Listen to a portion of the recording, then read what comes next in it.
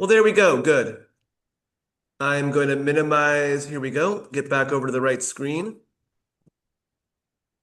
Welcome, everybody, to the Nehalem Bay Watershed Council year in review. We just completed our board elections, and now we are just going to hop into talking about all the projects for the year, which, why is it not advancing? Oh, I need to go down here. There we go. Great. So 2025 year in review. I like this picture this year because this is up at our God's Valley Creek in-stream enhancement project. We'll talk more about it later, but that is one of our wood placements from this year with a nice coho carcass right next to it. So without any further ado, who's the Nehalem Bay Watershed Council? The Nehalem Bay Watershed Council is an independent 501c3. We are made up of interested parties and affected persons within the Nehalem watershed per Oregon statute. We'll talk about that in a little bit.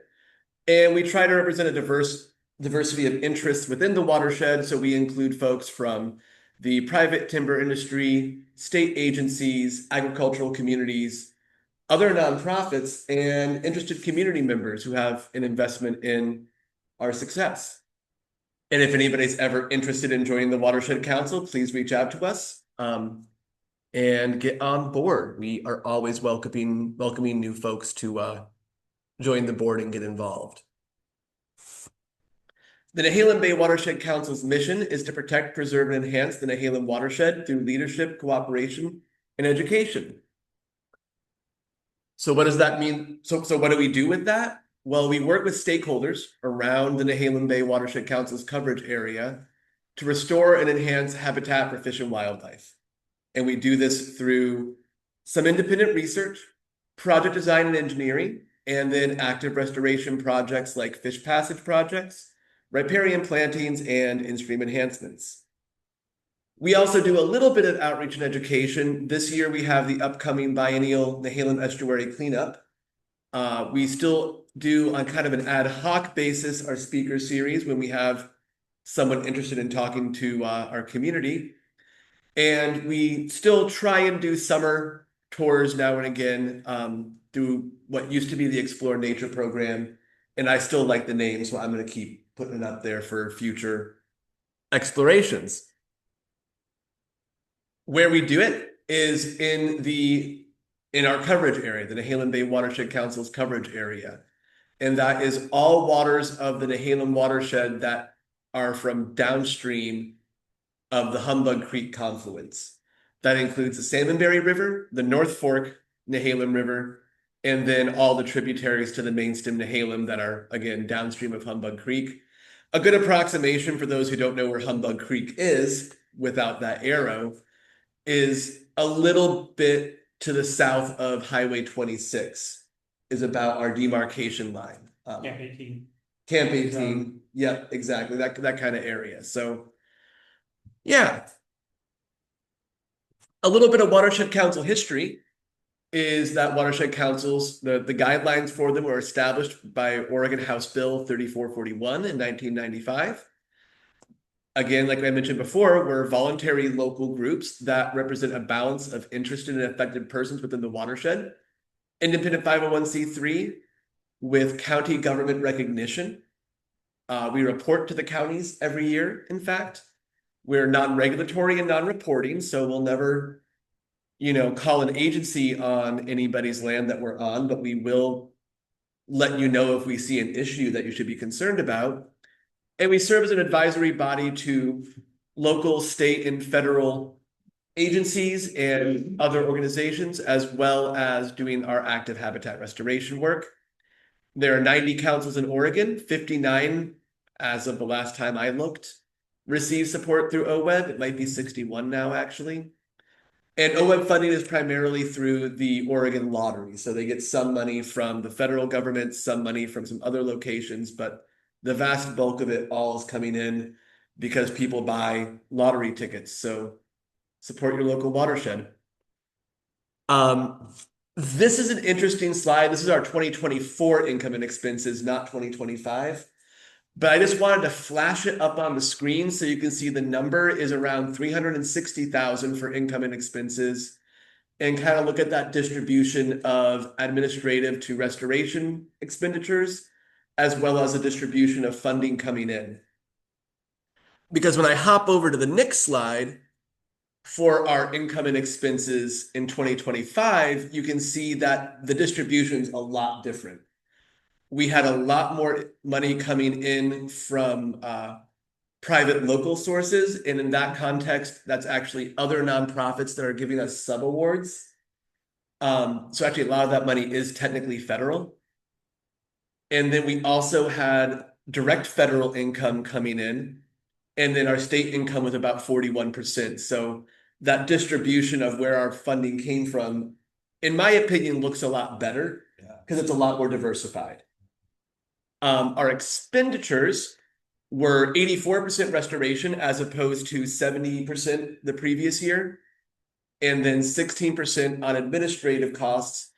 I think it's also relevant to each year point out that when it says 16% administrative costs, that administrative cost includes all of my salary as well. So even when I'm out on a project site doing work on a site, that gets lumped into administrative because I'm the administrator of the council. That said, if you were to take all the time I spent on grants and directly restoration related activities, that distribution would look more like 96% or 98%, and then 2% being strictly administrative costs, my time doing, doing taxes, and my time getting us insurance, and my time holding meetings like this one. So our money is all going into restoration, whether it be me or contractors that we're paying. And our contractors are hired, including a local preference. So if somebody is from, the closer somebody is to the Nehalem, the higher preference they get for that contract. Any questions? Yeah, curious with both state and federal, Mhm. are there income forecasts that get shared through either state agencies or directly with watershed councils about this is what we expect? It'll be interesting to see from potential fallout of various administration decisions or programs becoming closed or cut off from revenue. Yeah. If Yeah. that those percentages might change, and if I know we're kind of at the whim at it, but are you seeing that info? Yeah, I'm seeing change happening. Yeah. So we were a sub-recipient. I mean, this was all the way back in 23, end of 23, we were a sub-recipient of a grant that never got through being signed due to judicial review at several levels. But it was a Bureau of Reclamation grant that was supposed to come to us in the tune of $1 million to work on a major tide gate replacement. And that got tied up in the state judicial review because it's that high of a number. The state has to do a judicial review. There was a judicial review on the federal side as well. There was some contract negotiation. It got pushed off into 2025, and I just got recently notified after a year of uncertainty about whether or not we were ever going to see a dime of that money that it has been officially just completely pulled, right? And I expect other things to happen that way too. I know that our NIFWIF grant did not get funded that we applied to last year. And part of the explanation that we got, along with other groups I've talked to who also applied to NIFWIF, is that the funding for NIFWIF got cut significantly and unexpectedly as well. And we still haven't heard back from NOAA Fish Passage Grants, which is the National Oceanic Atmospheric Administration. And I don't know if the reason for that is that they're still just deliberating, or if there have been funding cuts to the fish passage program as well, which would be a real pity because a lot of that money goes into replacing culverts that would otherwise be potential washout risk. And so, I love them. yeah. So maybe another way to ask Mark's question is, do we have any kind of forecast or projection for, 26, 27, and what these pies might look like? One of the things that I'm seeing here is that we need, we need a philanthropic base. So, I mean, embedded in that a few questions. Can we count on state income being fairly consistent? What kind of delta do we expect on federal? How for private local, that almost seems like subcontract fee for service work. We definitely need at least a fourth of, like, outside of miscellaneous, we need a growing piece of that pie to be private donations, estate planning, backbone money that is not subject to federal rules. And I couldn't agree more. I can say right now that that pie is going to be way more state income next year. We're going to retain a little bit of federal because I have an agreement that is continuing into this year. So that's going to continue to pay out. But I do not anticipate additional federal grants coming in the next year. And I also know that we have received from, thankfully, a diverse set of state origin funds. We have around, 1.5 million coming in this year that we're going to spend on one of our projects. And so that pie is going to look a lot less nice this year.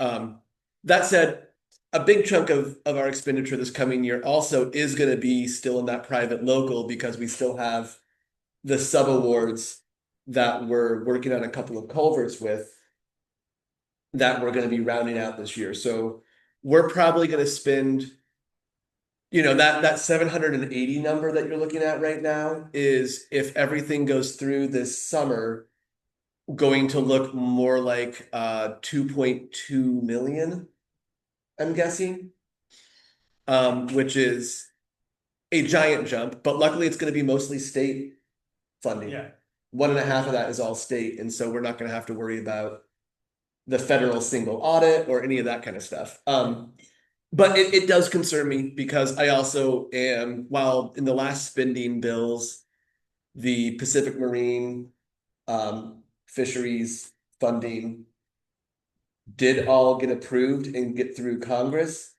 I do not know what the fate of that funding is going to be in future spending bills.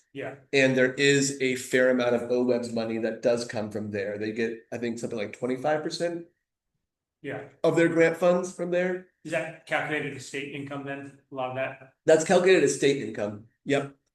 And so there are some big question marks outstanding, and unfortunately, it's really hard to do any predicting right now about what the Fed's going to do. So I do agree, though, that private local pie slice is something we would really like to develop with a lot more outreach to folks around estate planning and also just fundraising in general.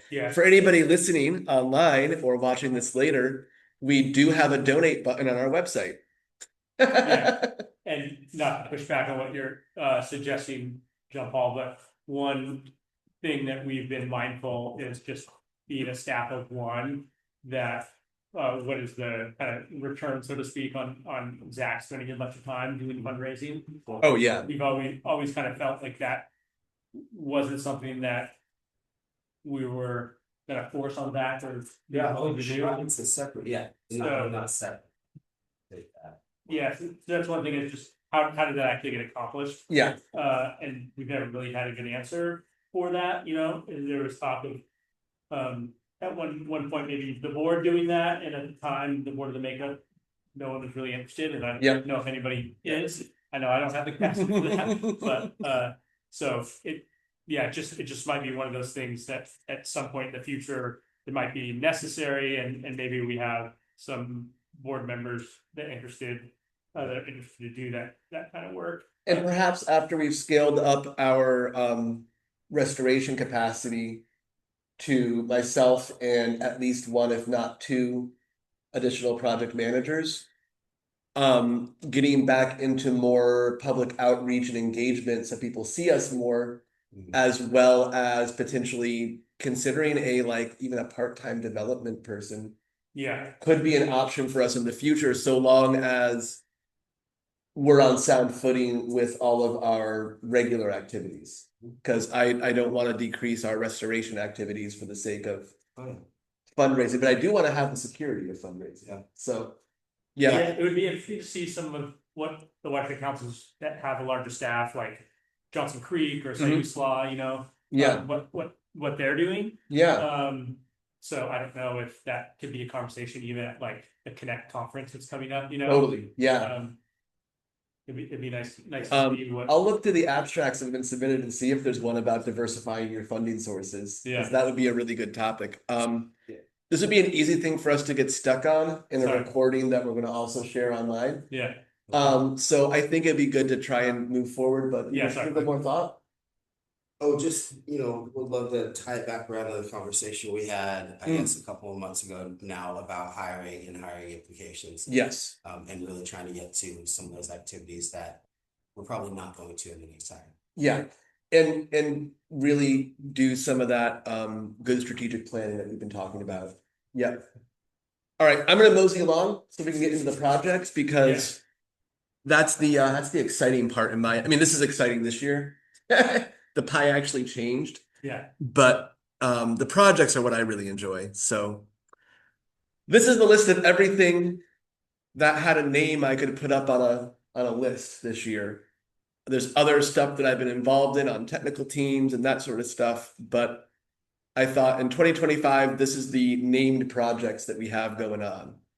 And I'm going to talk about all of them in turn, so I'm just going to jump right ahead. And so this is design projects where we're putting together engineering designs with an engineering contractor to implement a more complicated project than a wood placement or planting. So you see the distribution of them is pretty good this year. We have work happening all the way up at the Salmonberry confluence, down in the Cook Creek watershed, and just down by the mouth of Cook Creek. And then up on the North Fork, we have a couple projects that are going on too. So and I didn't even get the 1, 2, 3, 4, 5, the sixth one put on there, but we have another one right over here at the mouth of Cook Creek that didn't make it onto the map, or Coal Creek. So the Salmonberry River Confluence Thermal Refugia is a project designed to provide habitat complexity and cover to juvenile salmonids in the confluence of the Salmonberry River and the mainstem Nehalem River. The reason we're pursuing this is that the Salmonberry River is just downstream of its confluence with the Nehalem. The Salmonberry River is 25% of the mainstem Nehalem's flow in that location, right? And so it's a large amount of water coming in, and it's coming in at 5 degrees centigrade colder than the mainstem at times, 3 to 5, depending on the time of year, right? Significantly colder. And the mainstem Nehalem in this area can sometimes reach 21 degrees centigrade, which is well into the lethal zone for juvenile salmonids. So in this location, you end up with a concentration of juvenile fish in that cold, cool water plume that are taking cover from the heat out in the mainstem Nehalem. And while they're there, they need cover from predation. They need foraging opportunities so they can grow. And they need good pool scour so they can have stratified, cooler water near the bottom to live in, to rear in. And so we are building structures in this confluence zone that are large enough and secured well enough to resist the high energy environment that will be there during the winter, while also still being within flow in the summer to to still provide cover over those pools, provide increased surface area for algae growth that then is fed on by macroinvertebrates that then the juvenile salmonids will feed on. So increased foraging opportunities and it's a really large undertaking. We're doing it with a private landowner who I'm really appreciative of. And we have all the funding we need to implement it this summer, which is very exciting. And so it's important for me to run through all the partners: Department of Fish and Wildlife, Department of Forestry, state parks, OWEB, Wild Salmon Center, National Oceanic Atmospheric Administration, and NIFWIF. And Tillamook Estuaries Partnership didn't make it onto my list, but these are all organizations that have a hand in helping to get this project to move forward. So it's really exciting. We're going to have some final designs and bid documents really soon, and we'll be putting it out to bid once that happens. So stay tuned. Next year, I'll be bragging about what a great success it was. Quick question, if you don't Yeah, go for it. Not that, engineers can guarantee a lifespan or integrity of a unique and probably novel project, but is there some kind of estimation on, given the various flow regimes that the Nehalem sees in the wintertime, especially like this last December, where we saw some near historic CFS, if those types of velocities would likely have some impact on some of these structures, but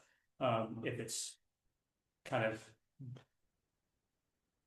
thought that it could withstand up to this threshold, but after a certain amount, you might not be able to guarantee that the structure would still be there. So my hope is that in the first couple of years of it being in place, we're not going to have historic flooding. I wasn't here for the 96 flood, so I don't know how this year compared to that, but this year was pretty good flooding. Yeah. These are all designed to be stable within a 100-year flow event. They are also all going to, or many of them are actually going to be anchored directly to bedrock with either pins or chain, depending on which structure we're talking about. And if they can survive the first couple of years of being installed, I anticipate a lot of them are going to accumulate not just more material on them, but also accumulate gravels, which are going to embed them further. And so, ostensibly, you hope a wood project is going to last a minimum of 25 years. I think this has the potential, if they continue to accumulate material over time, to last much longer than that. Yeah. Even once the wood that has been anchored the anchors have rusted, or the wood has rotted away and the anchors aren't serving anymore. My hope is that these structures are going to stay in place even beyond that because of the nature's taking back. Yeah, because we're putting back into place something that existed historically before splash dam. There were log jams in confluence areas and in the main stem in general before splash dam.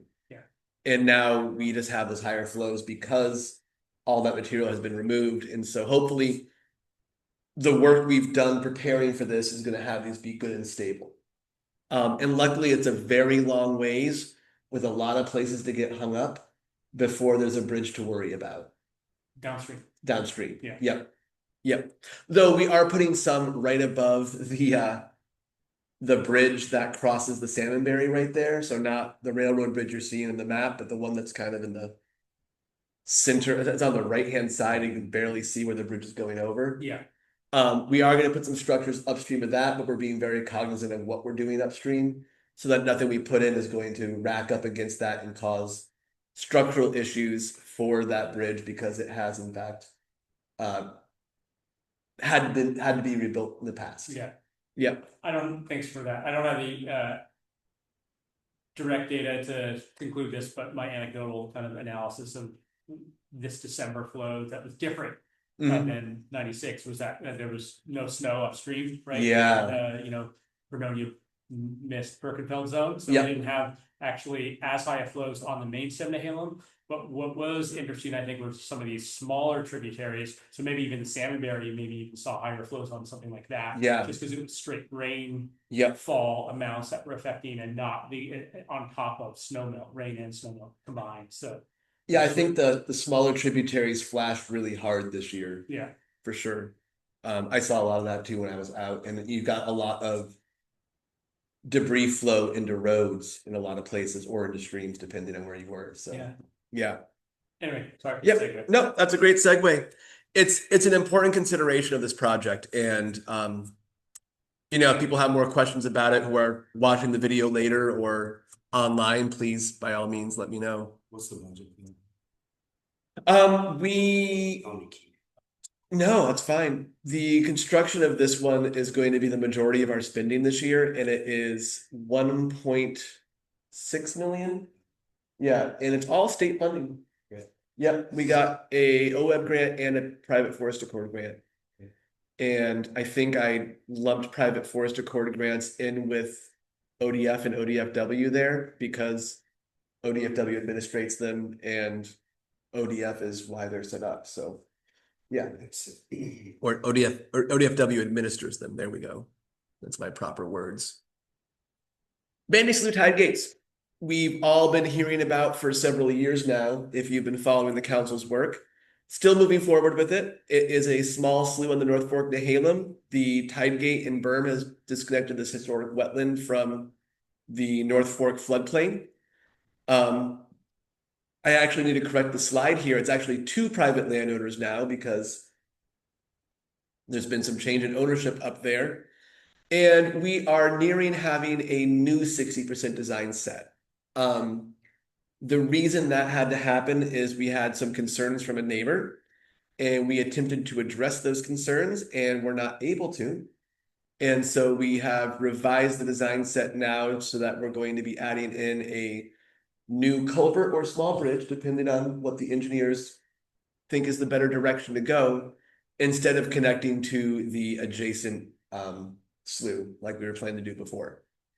So it was a little bit of a setback, but that's fine. And we are hoping to go to implementation for this in 2027. And here we're working with ODFW, OWEB, Wild Salmon Center. Pacific Corps has provided some funding for it because they have an easement to access power lines on the site. And then obviously we're working with the private landowners there. So funding for actual implementation of the restoration is still TBD or those TBD. Yeah. Yeah. We don't know where the funding for restoration is going to come from yet. That's why it's a lot of, we're hoping for 2027, but this one is likely not the top priority in the list of 2027 implementation projects. Yeah. Unfortunately, yeah, it's a great one, but I'm just curious because it seemed like Tide Gates had a moment a number of years ago, and now there seems to be some, for whatever reason, some there's some reticence around doing tide gate upgrades to fish passable tide gates. Yeah. This is a full removal here, and so that is a much more popular strategy. So the success of giving restoration funding for that is probably a lot higher. A lot higher. Yep. Thanks. And speaking of sites that we're removing tide gates at, or we're going to remove a tide gate before it washed out, we have the Coal Creek Habitat Enhancement Project, and this is a larger tidal wetland that we're doing work on, as well as doing bank laybacks along Coal Creek itself. And we're going to be installing a culvert for the tidal channels that we're going to build to drain out into Coal Creek from, so the landowner can maintain access to his property on the south side of the property. This is downstream of North Fork Road then? Downstream of North Fork Road, yep. And so this is a very exciting project. Off-channel habitat is really important for juvenile salmonids. In the winter, it's an area for them to go into where the flow's velocity is much lower. So juvenile salmonids that are taking their first winter before the next year they smolt out and go out to sea, they need places to hide from those high velocities, and areas like this can be really valuable for that. Similarly, in the summer, you need to have rearing habitat, specifically in this case for smolts and fish that are about to smolt out. They need to have lots of good area to forage in and get nice and big, because the larger your smolts are when they go to sea, the better their success is at returning. So in the Nehalem, we're lucky we've only lost about 55% of our tidal wetland habitat, which is much less than losses in other parts of the West Coast. That said, tidal wetland enhancements are really important for returning that habitat and making it accessible again to fish, because all the salmon in the Nehalem have to pass through the estuary.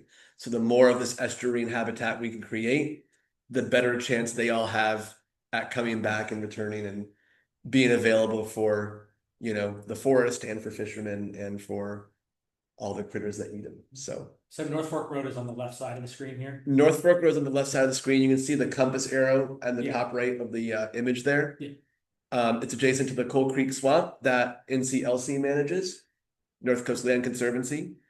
And we have a network of tidal channels we're going to build, including tidal bulbs, which are a feature that helps to keep the channels flushing because they have a larger volume and then a smaller exit to the bulb. And so as the tide goes out, the water in that bulb has more pressure and a smaller exit so that it helps to keep those tidal channels clear. And there's going to be a lot of wood thrown in there. This is another potential 2027 funding pending project. So we hope to implement in 2027. We're waiting to hear back on a grant that would fund it, but we just haven't heard yet. And so we're waiting to see what happens. We'll see how 2027 goes. Yet another design project. Cook Creek vicinity culverts are nearing implementation. We're implementing the McPherson Creek culvert in 2026, which is this year. And Harless Creek will be implemented in 2027. I have funding secured for McPherson to happen for certain. And then Harless Creek, we have some funding pending for that we've applied for.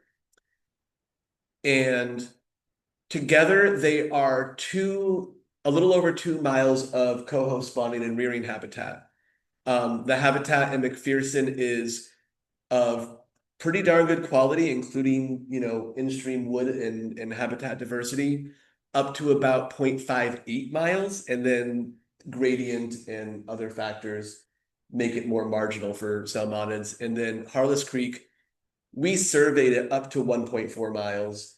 At that point, we turned around and walked back because it was starting to get more marginal at about like 1.3. But there's no reason fish couldn't get up past that 1.4 mark. That's just what we confirmed as good habitat. And so They're really close to exciting each other, projects. right? They're relatively close to each other. Yeah. So Harless Creek is a tributary to Cook Creek directly. Yeah. And McPherson is a tributary to the main stem Nehalem. Okay. But the mouth of Cook Creek and the mouth of McPherson Creek are really close to each other. And the McPherson culvert is a partial barrier and a really wonderful example of one, because presently it's a complete barrier, because it being undersized allowed wood to rack up against it, which allowed a 5-foot deep sediment wedge to build up against it. And now any fish that wants to go into McPherson Creek past the culvert would have to get up the culvert first and then find some way without a pool to jump a 5-foot ledge, which no fish is doing. So that you know. but that I know of. Yeah, it's true. And so it's a great example of a fish passage barrier that's a partial barrier, because some years it's a barrier completely. Some years it's just a velocity barrier.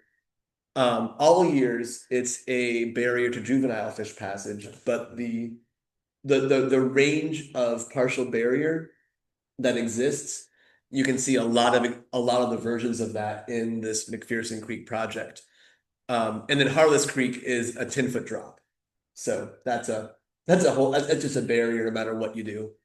And Harless Creek, it's off Cook Road, and that is, can you remind me, sorry, upstream or downstream of that recent washout that was then fixed? It was right downstream of the Yeah, that's what I washout. thought. Yep. And so I actually approached the Department of Forestry about decommissioning Cook Creek Road. They were not happy with that idea. but I was new, so I think that Scott gave me a pass on that one. Well, there's a lot of recreation use up there. Yeah, there is, and it took 2 hours to drive around. Yeah. It was pretty awesome when you could slip back in.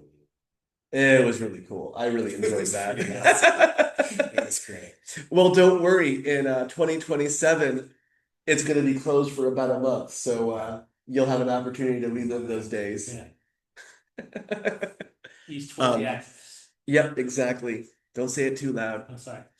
I want, as I always need to thank the partners: ODFW, ODF, OPRD, Tillamook Estuaries Partnership, Wild Salmon Center, all participating in this.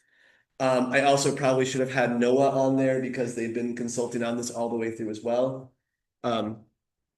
Really great collaboration, leading to some really good fish passage projects.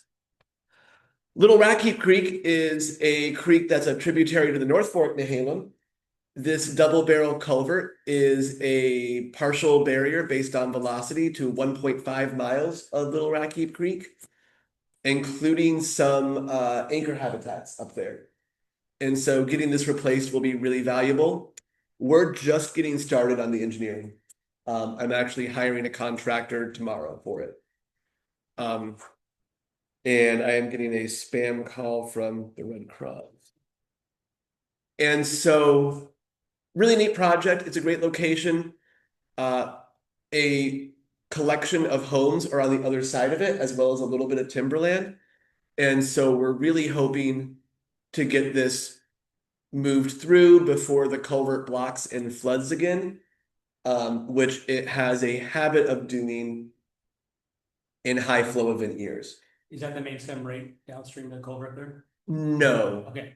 no, that's just another. This culvert on the downstream end opens up into a wide pool that's been carved out by the velocity from these two That's right. two culverts, and then it goes down a ways further. Yeah. And crosses under Highway 53. That's right.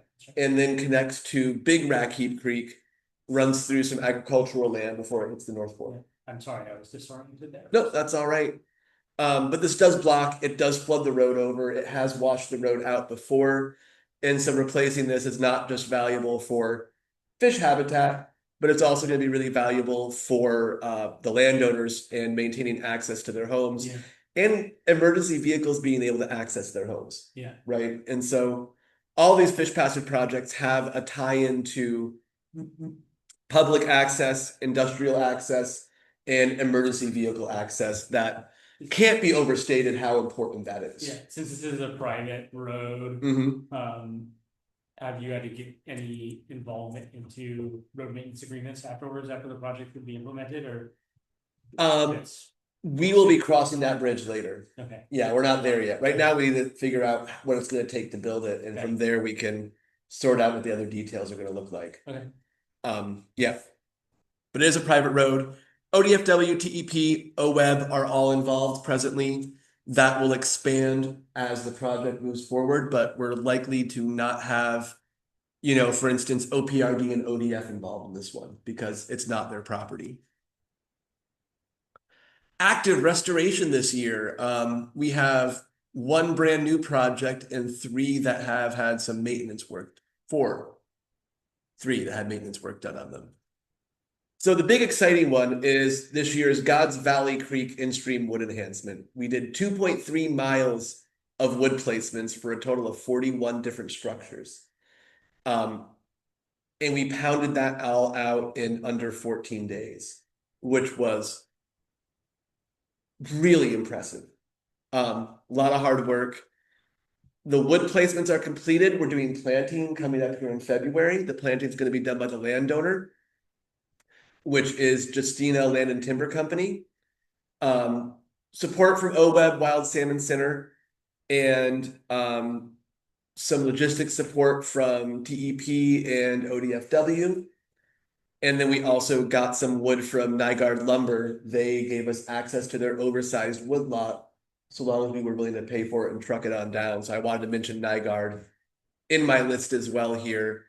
And great project, great structures. Derek was with ODFW was just up there doing some monitoring. And he took this video for us. And I hope everybody can hear it as I hit play because it's a pretty nice little video.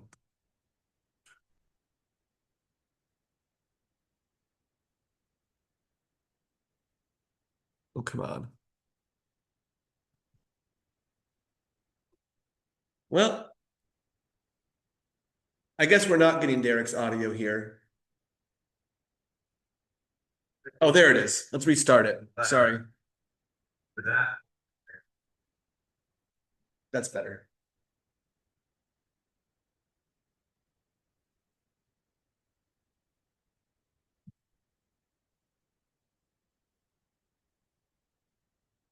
Where we used to have a single channel. The channel was all the way to the left of that folder right there. So it was ran pretty much up like this. Now you can see, put this, you tip this one, put it in the channel. There's a bunch of mess going on up there. That channel has changed course. And then down here, you put a bunch of wood in there with a little bit of a part channel right there, water. So this is that way, part of that pat valve. I'm really proud of this section. It's really good. So Derek also found a bunch of salmon carcasses and saw some steelhead up there as well when he was there. And he's pointing out here how the wood placement helped the river to jump its bank and start forming some new high flow channels. We're getting a little bit of channel braiding likely in the next couple of years from this project in this location. And that's really important because it spreads the water out, it slows down the velocity, which allows you to have more gravels fall out, more spawning beds developed, and also lower velocities for those juvenile salmon that we were saying that they need places to hide from high velocity water. This is another place where up in the watershed, as opposed to down low where we were talking about before, they also need those side channels and slower water areas to be able to rear in. And it's also really exciting to see this because God's Valley Creek, there's a lot of incision in a lot of portions of it from when the streams were cleaned, when it was initially logged. And you can see that the gravel beds are really built up through here now. And so it's impounding, capturing a lot of sediment and helping to rebuild that stream bed back up to where there's a lot more frequent floodplain engagement. So good gravels for spawning, good floodplain engagement, good side channel habitat, good pools to rear in. Just really excellent results on that project. How long after placement was this video, approximately? Derek took this video the first week of January. Okay. And we completed the placement the second week of August. Okay. So this is been after that fresh it in December. Yeah. No. This is all responding to the winter floods we've already had. Nice. And we'll continue to respond to the next floods we're having. And one of the other nice features of this is we're not just slowing down water and spreading it out in the landscape, benefiting just this location, but because all the water that's hitting this is slowing down and spreading out, more of that water is infiltrating into the groundwater table, so just being removed from the system until summer. And more of that water is also being slowed down, so the flashiness downstream is reduced. So every wood placement we do reduces the frequency and intensity of the flooding that is occurring downstream. By margins, right? And it takes a whole lot of these to create a significant effect. But it is really exciting to see that happening already, and this has turned out really well. And I'm excited to get back up there and take a look at it myself in person and not just see Derek's photos and video. We are in our last summer coming up here of maintenance at the Nehalem River Ranch, riparian re-veg. And this is a project where we planted 1.5 miles of riparian vegetation at the Nehalem River Ranch. And we planted it through some pretty dense knotweed, which is pretty ubiquitous up and down the main stem Nehalem. The farmer is using flash grazing to help to control the knotweed in the site. And so he's trained his cows to eat knotweed, or he found that his cows liked knotweed. And so they've been actually helping to suppress the knotweed, as well as the backyard planting project. BIP has been up there every summer since the project started, hand controlling the knotweed by just chopping it down and laying it down on the ground. And so the trees are getting pretty close to free to grow, with the hope that once we stop maintaining, they'll continue to grow, spread out some good dense canopy, and really reduce the density of the knotweed in that location, provide opportunity for other native plants to establish, and hopefully create an area that is more resistant to knotweed invasion in the future. And we're partnered with ODFW. NRCS has done a lot of work as a part of this project on the property. OWEB, and of course, like I mentioned, the backyard planting project. Yeah, who's backing the backyard planting project? What's that funding stream? That funding stream is it comes through TEP, Okay. and the money is, I believe, actually DEQ. Okay. Yep. Department of Environmental Quality funds the backyard planting project, and I contract their crew to come out and plant. And so there's also a, NORP connection for the Northwest Oregon Restoration Project nursery. Yeah. There's also a TEP connection to the backyard planting project. There's, I guess, a DEQ connection as well here. So Yeah. make all those connections explicit here. Yeah, it'd be interesting to see the survivability. I know there was actually a lot more material that went in the ground. Yeah. And so there was a lot of early mortality in the silvopasture planting specifically. Yeah. And so they adjusted the tree mixture that they're planting up there. And it's still not as good as the proper riparian plantings, but it's gotten better. Yeah. Yeah. There was a lot of West Oregon cedar, I think, out in the field that cedar and a lot of the maples that got planted out there didn't do well, and so they ended up leaning much more heavily into spruce than they initially planned to. Big leaf maple or big leaf maple, yeah. That would have been really nice to see. It would have been really neat to see. And there are some big leaf maple that are in the fields already out there. Yeah. It's just a matter of getting the new ones established was really challenging. They probably needed, caging, regular mulching. They were caged, and the cows weren't even using that field for a while. Okay. Yeah. It was all heat stress. Oh, gotcha. Yeah. Yep. Another project that wrapped up this year is our Cold Creek riparian and in-stream enhancement. This was a project where we planted a half mile along Cold Creek, and then also replaced an undersized residential culvert with a fish passable crossing. The bridge you can see right there, lovely little concrete bridge, was poured in place with an adjustable frame, which was a new technique I hadn't seen before.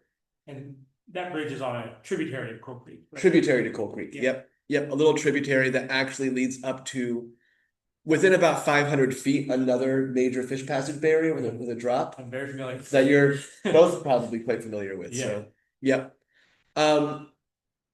But riparian plantings are really good, not just for suppressing invasive species, but they're also important for pollinators and bird forage. They're important for that infiltration I was talking about. So a good riparian corridor, when it floods, has roots going down to the system, through the soils rather, that allow more water to travel down into the soil, so it makes the soil more absorbent, improves nutrient cycling, etc., as well as providing shade over Cold Creek to help keep it cooler. This was a project with support from OWEB and Select Tribal Charitable Contribution Fund, and we also got some help from ODFW on this one as well. And we wrapped up maintenance on the Malone riparian project as well, which is very similar to the Nehalem River Ranch project. only this is 4,500 feet of riparian veg at the former Batterson Station location. So just upstream from the Nehalem River Ranch. And again, plants were put in amongst Japanese knotweed. They had less funding for maintenance in this location, so they've gotten less maintenance. But you can see a spruce tree that we planted right next to the stakes there in that photo. Yeah. And that's probably a solid 5 feet high now. And so they're getting competitive. And we're really hoping that that's going to take off and provide all those same benefits for pollinators, for reducing knotweed density, for nutrient cycling, etc. Hey, Yeah, just a little quick note. You could probably save some time by not fencing those spruce off. They're really, nobody really wants to browse on those. yeah, yeah. I'll give that feedback to the BIP crew and let them know that they can just dodge fencing those ones off. I actually just noticed you can see one of the cottonwoods we planted down in the floodplain back there too, which is pretty neat. There's a flag. Orange flag there. Yeah, that orange flag there. But thank you, David. That's a good idea. And that can save us some money and some time. Yeah. But yeah, backyard planting program, OWEB, small grant, NORP, and Tillamook Estuaries Partnership working on that. So Sorry to interrupt one more time. yeah, go for it. Do you ever run into low capacity from NORP in terms of seedlings? And if so, if you ever need any, please let me know. We have like hundreds of thousands of extras this year that we're trying to get rid of. And I know that that's a huge amount, but I mean, even if you just needed like 100 or a couple hundred or 1,000, whatever. But I'm guessing they're all timber species, right? They are, yes. Yeah. Okay. Yeah. Spruce, Great. cedar, all that junk. Hemlock, all Yeah. that good stuff. Yeah. Unfortunately, honestly, one of the things I am looking for our replant up at God's Valley is vine maple. Really? Okay. Yeah. All right. Yeah, well, we have all these great gaps that have been made by bringing the equipment through, right? Uh-huh. And so it seems with the low gradient up there and the history of beaver occupation, I thought it'd be a really great place to plant a bunch of future beaver food, That makes great sense. And the problem is that vine maple is so hard to propagate. And consequently, the availability is always lower than I want it to be, and it's Mhm. always more expensive than I want it to be. But Yeah, I it only figure you really probably likes to don't have propagate. those. Yeah, Yeah, fair enough. makes sense. I'll reach out to you about that, but I'm just curious about timelines of, there's a deadline of when those might be available, and if it's within a certain area or a certain program, because I have some ideas. This year especially, we have a bunch of extra Doug fir, a bunch of extra spruce, and a bunch of extra hemlock. And Excellent. we'll have them until mid-February. Okay. So anytime you want to reach out, let me know, and I can, meet up with you anywhere and drop them off for any purpose, even if you're doing them for yourself or, you want to plant them and give them away on Arbor Day or whatever, that's all good. So Make a bonsai. Yeah, I'll reach out to you. Thanks. sounds good. Thanks, David. That's awesome to hear. I will consider where we can fit some more in because that'd be nice to expand our planting plans here a little bit. Yeah. Yeah. So collaborations, I just have a little North Coast image just because most of our collaborations are focused where we live. The first big one to bring up is the Nehalem Basin Partnership. I've talked about this for several years now. It's a coordination between stakeholders throughout the Nehalem Basin, and it includes local, state, federal agencies, regional timber companies, other nonprofits, the Upper Nehalem and Nehalem Bay Watershed Councils, and it's been a really great way to have a big group of people getting together to try and pursue landscape scale restoration and really have a strong prioritization for where we want to focus our work. To that point, the goals of the partnership are to create more spawning and rearing habitat for coho, to improve coordination of restoration activities, to add large wood to all of the identified anchor habitats, remove fish barriers, and improve wood recruitment by natural processes. Speaking of natural processes, wood recruitment, because of the changes to regulation that came out of the private forest accords, that improved wood recruitment by natural processes is something that's more built into policy now and doesn't need to be something that the partnership is pushing.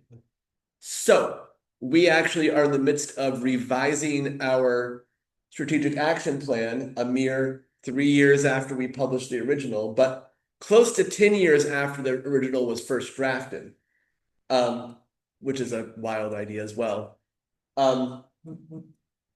And so we are working on a revision to it right now that is refocusing specifically not just on identifying the highest return on investment locations to do work, right? Where the most important fish habitat is to develop, but also taking a lens of, and also where is the most actual work to be done? Where is the work that we can do?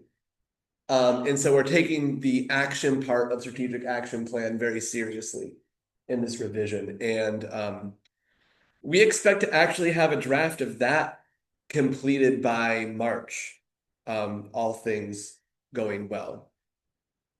And we will be using that revised strategic action plan in combination with the work plan product from the Nehalem Landowner Engagement Initiative that we're involved in right now to put together a really strong, really well-footed application to OWEB for their focused investment partnership, which I'm hoping will be an avenue for us to have significant funding continuing to come into the basin while we're in a bit of a hiatus of getting reasonable federal funds. Just Yeah. a quick question. Go for it. Is the ethics to those SAPs, is there any external review that's required or external approval or anything like that? There's not an external approving agency. Yeah, but we're involving partners from the partnership in the process. Yeah. People are continually invited, and the people who are at the table for it include ODFW, both watershed councils. We've gotten input from, again, going into that list of who all the partners are in the partnership, we're getting input from the different partners at different stages. TEP has been involved in review of the process and in the process. And we also make sure to report out to the entire partnership, not just the ones who are engaged in the process, every quarterly meeting. So they're going to have an opportunity to review the revised prioritization 6-field map, as well as the minimum outline of the new revision during our February partnership meeting. Yep. Heck of a process. Yeah. I don't know why I thought that I could do it over Christmas. That sounds like me with my hands. Yeah. So the next one I want to bring up is this North Oregon Coast Watersheds collaboration. And this started off as a technical assistance grant from OWEB, exploring ways for the watershed councils on the North Coast to collaborate and hopefully pool resources and make things easier on all of us. And the grant's over, but what's been coming out of it is that we've created a really helpful peer support network where the different watershed councils on the North Coast have at the very minimum a monthly meeting all together to discuss issues that are impacting all of us, and also to share resources for, contractor lists, contracting, for bylaws, for all these different things that we don't need to be recreating the wheel over and over again. We can share information with each other so that everybody can save a lot of time and effort. And that's been going really well. And another thing that's come out of it is that we have an interest in a regional wood salvage program. TEP is currently involved in, or is currently preparing a grant that they're submitting to focus on their coverage area, which is Tillamook County. And that might serve as a model and example that we can then expand to the rest of the partners in this collaboration. There's also been some discussion that's pretty early on about a volunteer-based eelgrass or seagrass, or eelgrass and seagrass monitoring program that would be looking for these estuarine aquatic habitats that are a little bit harder to track and follow, and having a protocol for seeing where they are in the different days, as well as identifying ways that we might be able to supplement them and improve them, right? Because they're really important locations for a wide variety of fish species that are important commercially or just important for the ecosystem, including all of our salamanders. And so that's pretty neat. And I'm just going to mention again that we maintain a list of contractors with notes that we can share experience for future contracting with each other, which gives us a much broader base of experiences to draw on when we're determining who to send bids out to, which bids to accept, and all of that. So that's pretty neat. I will summarize this partnership by saying it is watershed councils from Scappoose Bay down the Columbia River to the ocean, and then all the way down to the Stuckanesquin Sand Lake that are involved, which is a long list. And I'm really proud that we're all still meeting several years after this grant ended to keep sharing information and supporting each other. It's pretty special. Expanding that vision even bigger, I've been serving on the Member Services Committee of the Network of Oregon Watershed Councils, which advocates for watershed councils on a statewide basis. In 2025, we produced the Biennial Watershed Councils Gathering, which is a watershed council conference. And that was great. And we are currently planning, or I'm currently helping out with the planning of the 2026 Connect Plus conference on behalf of the Member Services Committee as well.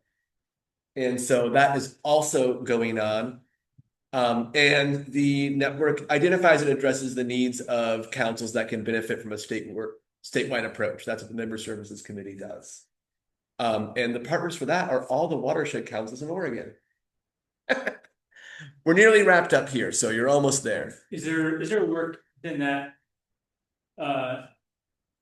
network? I'm curious to try and diversify statewide funding streams. There is some there. There is definitely work.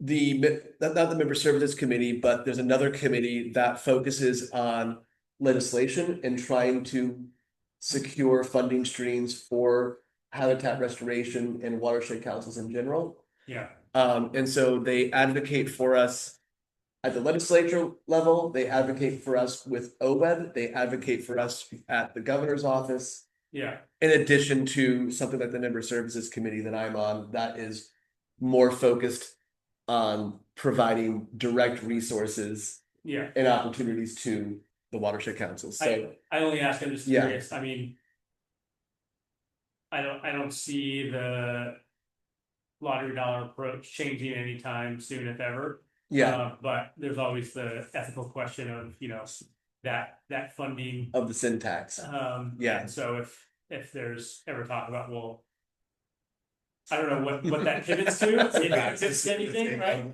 But, who knows, right? There's sometimes it just feels like a hard pill to swallow. That's like, I mean, I do feel always a little funny that we're lottery dollar funded, but what I can also say is whereas a lot of revenue streams contract in a recession, lottery dollars tend to expand, Yeah, which is again not great, but it is a very secure funding stream. yeah, And so unless until the legislature decides to change OWEB's funding system, it does give us a very robust and very secure yeah. stream of funding Again, for that, the that would future. require rulemaking and, Oh, yeah. that's, And, again, I don't see that happening. and now but she would it's- advocate pretty actively against removing it. Yeah, I yeah, suspect. and it's more of just, Unless there's a similar stream of funding we can tap into, which I Yeah. don't imagine. Yeah. Yeah, so, you know, anyway, I just know that there's, maybe we get liquor tax money. yeah, outside of We don't take weed. the Watershed Council Yeah. fear, but there's, groups and networks that are trying to explore Mhm. more creative Funding streams. funding streams that Yeah. currently maybe don't even exist, but Yeah. are like just going through that exercise of brainstorming and What could they be? what could they be and Yeah. what would it take to get there and just really trying to break away from some of the more And the degree to which we're reliant on OWEB is significant, right? And so we get all of our base funding from OWEB. That's our council capacity grant. And so there is a vulnerability in that funding stream as well in that form. If I ever were to displease OWEB, as it were, that's never gonna happen. we'll see. I can try. Other fun stuff coming up is the 2026 Biennial Estuary Cleanup. It is going to be on March 8th. In 2024, we found all kinds of crazy stuff out there. And partners include the Lower Nehalem Community Trust, Heart of Cardam. Nuveen Timber has provided a donation. The Oregon Coast Historical Railroad is going to be providing some folks to walk with us along the tracks. And there's going to be so many volunteers and so many other groups to thank that I don't even have a list of yet. So show up, get involved. If you want to be involved more than day of, please let me know and we will try and find some good rules for you. So Can I share some feedback that I've been Yeah. provided?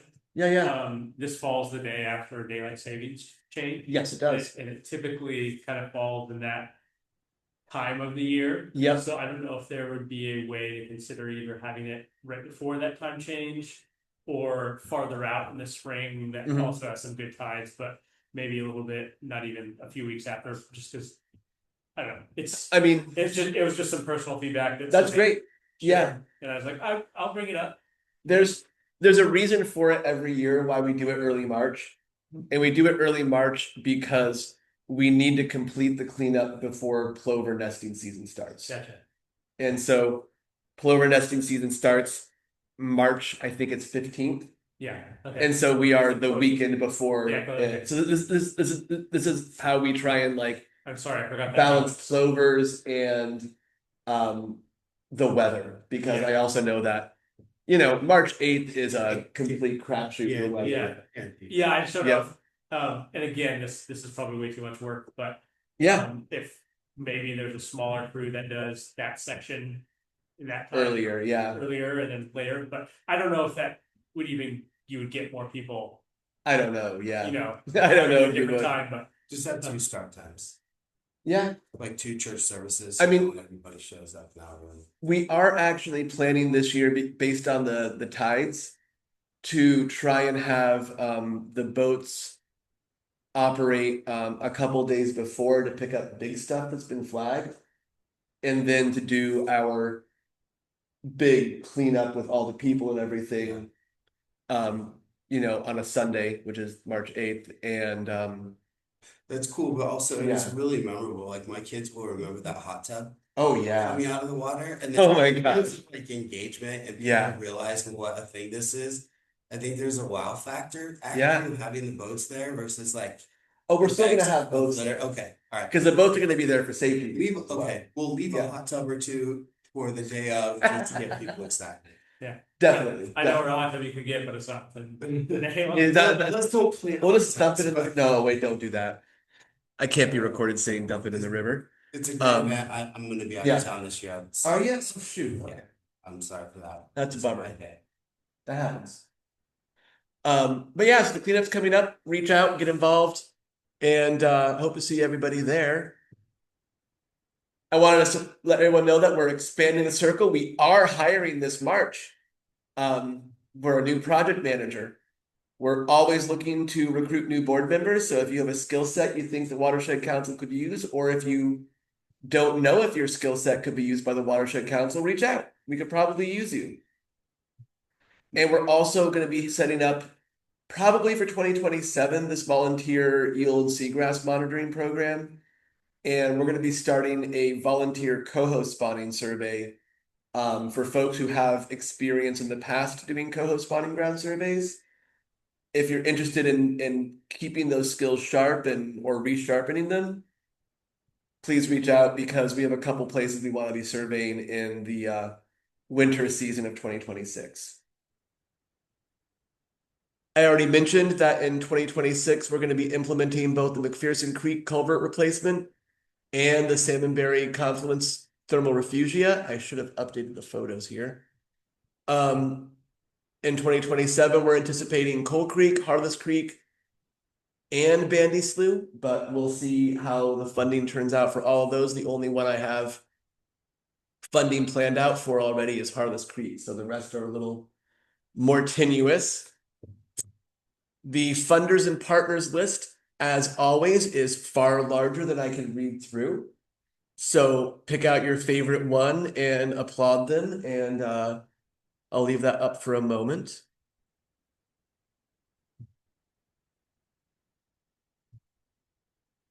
I know we talked about doing more engagement, but this is an impressive list, and you're doing it at an organizational entity level, Yeah, and that counts for a whole lot. So thank you. Yeah, yeah. I mean, we have so many people involved. It's a lot of relationships to manage. Also. Yeah, and I don't keep up with all of them Yeah. as well as I could. Yeah, I have another one we can add to that list. Oh, good. Thank you. Perfect. And as always, I end it with a photo of my husky Persephone. So does anybody have any questions? Well, be the first to say then, good job. Good Thank job you. on 2025. This is fun to see and Yeah, really gratifying, and appreciate the work you're doing.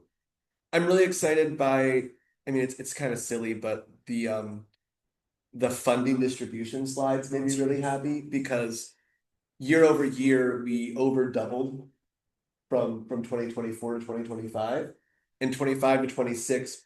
If all of our implementation goes off the way it's planned, we're gonna over double again. Yeah. Which is just an astounding amount of growth in a very Yes. short amount of time. And that's a great job on your part. It's also where we as a board need to get more activated, because it becomes unsustainable. We need to really monitor what that looks like for Mhm. more than doubling, but we're only doubling Mm-hmm. capacity. And if we have other aspirations. So I mean, I think our job as a board is to, step in and be looking at 27, 28, Mm-hmm. trying to anticipate decreased revenue from federal, having good planning around that. This is a wonderful inflection point, Yes. and it can kind of squish an organization and make us feel like, boy, this is our cap, we're overwhelmed here. Mm-hmm. Or it can be a platform to go to the next level, sustain and grow that momentum.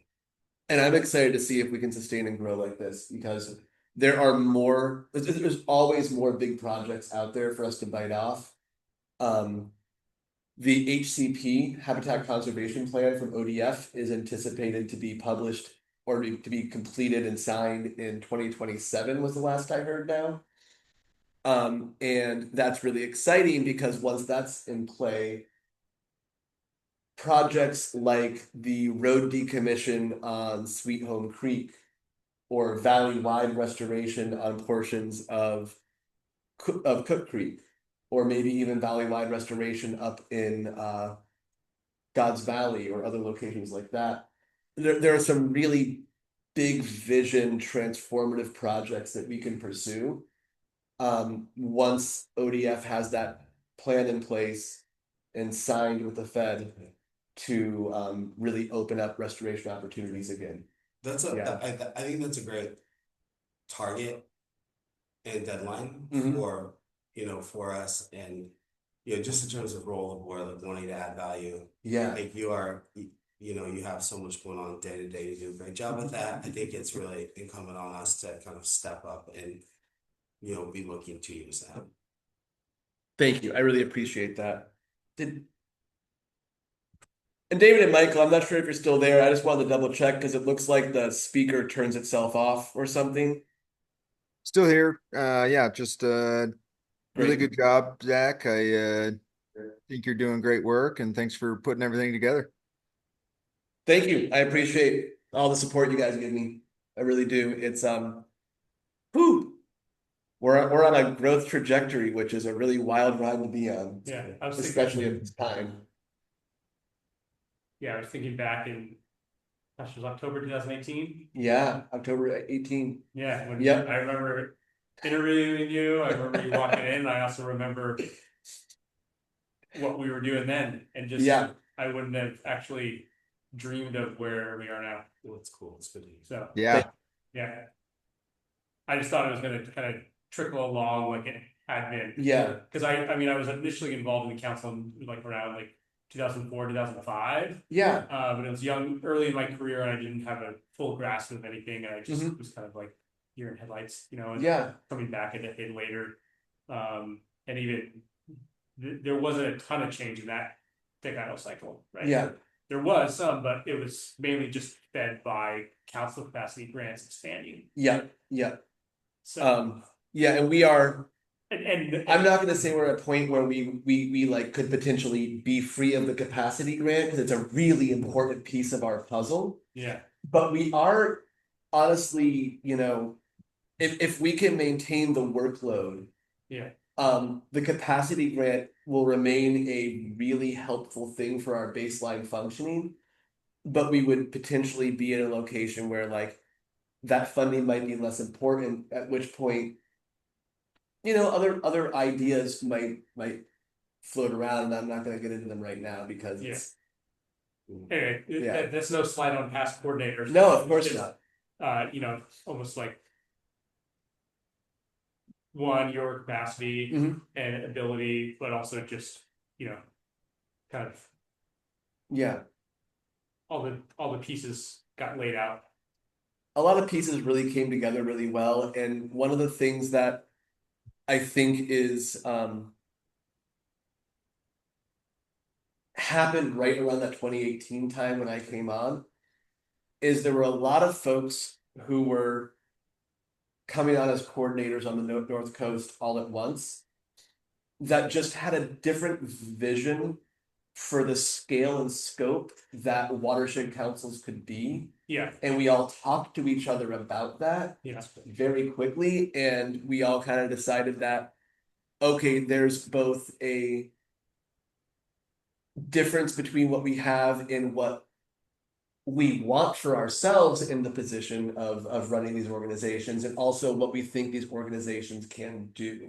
yeah. And I think that has been seen honestly along the entire North Coast in the last 7 years. Those go hand in hand. They really do. So, They really do. Thank you all for recognizing that and supporting it, because I know that it's been a challenge for some of the other boards to be as on board as you are. yeah. So thank you again. And yeah, I think that's about that, and we can turn off the recording and call it an annual meeting. Thank you everybody for coming, and I hope you have a great January. Thanks, Zach. Thanks, everybody. Yeah, thanks, Zach. Thank you. Thanks. Thanks for being here. Oh, nice. We just got our faces right at the end of the recording. That's great. Me kind of slack-jawed. Yeah.